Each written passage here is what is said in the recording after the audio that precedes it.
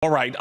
So where do we stand on this? Let's talk to Pennsylvania Senator Pat Toomey. Very key to the Senate measure that is being kicked around right now. Senator, very good to have you. Thanks for having me, Neil. Let's talk a little bit about the Moore situation.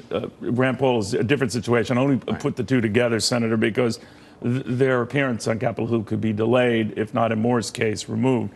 How does that change in that event? Well, there's one possibility that would be, this is ambitious, but there would be the possibility that we'd have a bill completed before December 12th. And if we did, then Luther Strange is still the senator from Alabama until sometime shortly thereafter. So that's tough. That's a heavy lift. You base it, you reminded me, on the number of available senators you have at the moment. Right. Okay. You need a majority. All right. Let's talk a little bit about your plan, not specifically, but the Senate's plan versus the House plan. You delay the tax cuts for businesses another year. Many in the House are upset over that. You say what? Well, Neil, there's a lot of people are making much more of this than there is to it. If you think about it, we have the same architecture for the tax reform. We both take the corporate rate from 35% to 20%. We both allow full expensing of CapEx, which is very important. Full expensing begins immediately. Immediately. Right. And that's a very important point. Absolutely. Let's think about this.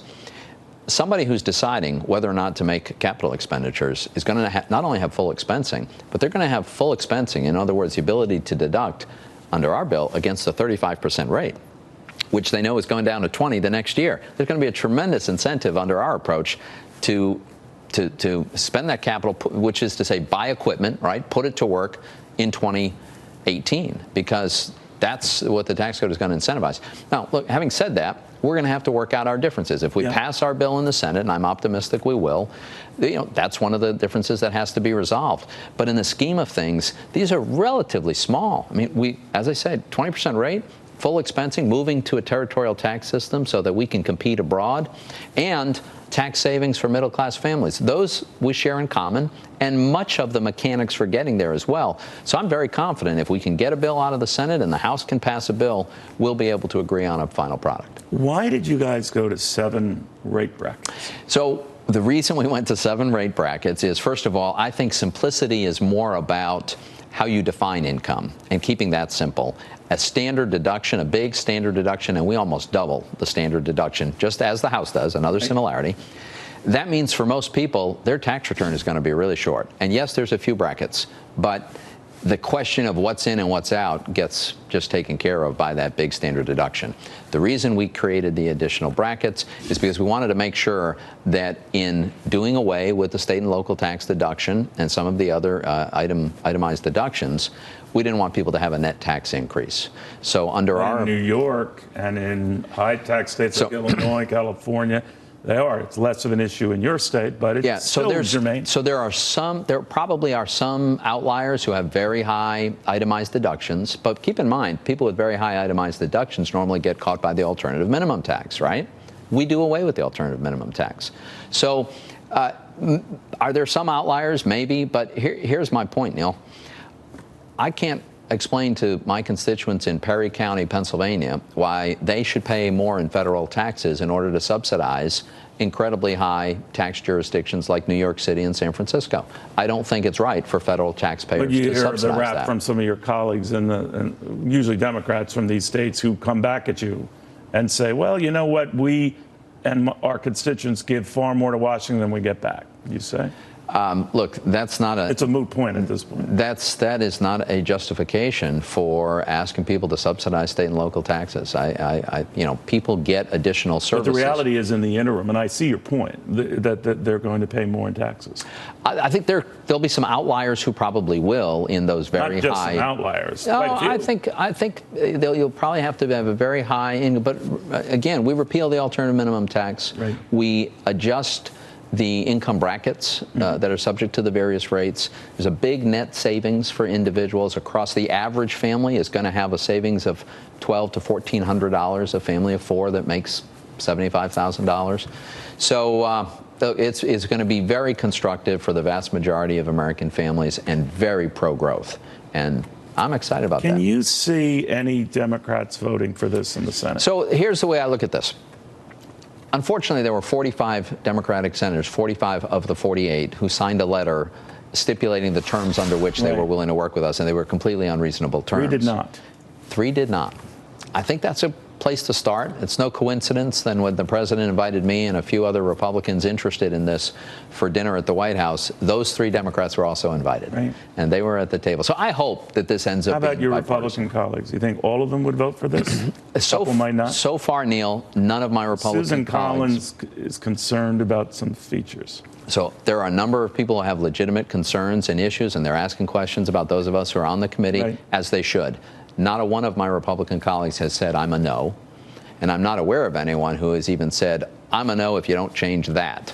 So far, everybody has taken a very constructive approach. They seem that everyone wants to get to yes because they understand how pro-growth this is, how good this is going to be for their constituents, for our economy. And by the way, I really want to stress, we're probably close to full employment right now, right? Where we are, around 4.1%.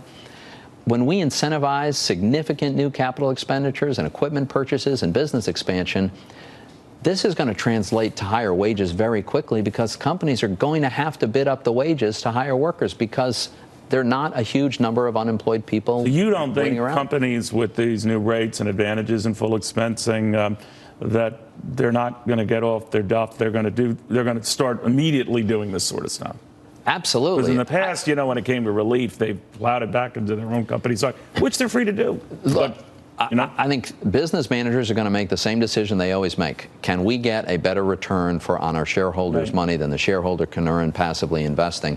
And when we create a better incentive to put equipment to work, which is the source of rising productivity, when we lower the marginal tax on the returns from that investment, I think we're going to see a lot of investment being made. It's going to be very good for the economy. You came to power in a way that said government should get right size. There's a lot of bloated spending going on. You wanted to address that. You can't look at this, Senator, and say, all right, we should have done more on the spending side, or we should have curtailed it. You're stymied in the process. I understand what you have to do to make these numbers meet, but there didn't seem to be any sort of a gung-ho gusto for going after spending, for going after this. And it seemed like a missed opportunity, and an opportunity that could have gone into tax cuts. So, if you can cure cancer, but you can't cure heart disease, that's not a reason not to cure cancer, right? If you can't do everything, you do what you can. I do think we spend way too much money. I think we need to reform big spending programs. But this is a discrete opportunity to have a really competitive tax code. Neil, I think our business tax code is right now one of the worst in the world, certainly the industrialized world. And we could make it one of the best. That is going to result in a lot of investment into America. And are you, real quickly, looking at what happened in these aberrant states that I know was an off your election? I agree with you that not necessarily a harbinger. But when you look at what happened in Virginia, look at what happened in New Jersey, when you look at in Maine, voters are putting power in their own hands to extend Medicaid, and certainly what happened elsewhere, Washington State, Minnesota, more government was a theme, more spending was a theme, albeit in a lot of blue states, I understand. Right. Does that worry you that the wind is maybe going against you in the future? I think it's too early to say. I mean, right now, obviously, Republicans control both houses of Congress and the White House, a record number of state legislatures and governorships. New Jersey is a very blue state, and right, so it elected a Democrat. That is not shocking. Look, I think it's not a killer though that in that state where likely taxes are going to go up, dwarfing whatever tax relief people feel elsewhere, right? You mean because of the state government policy?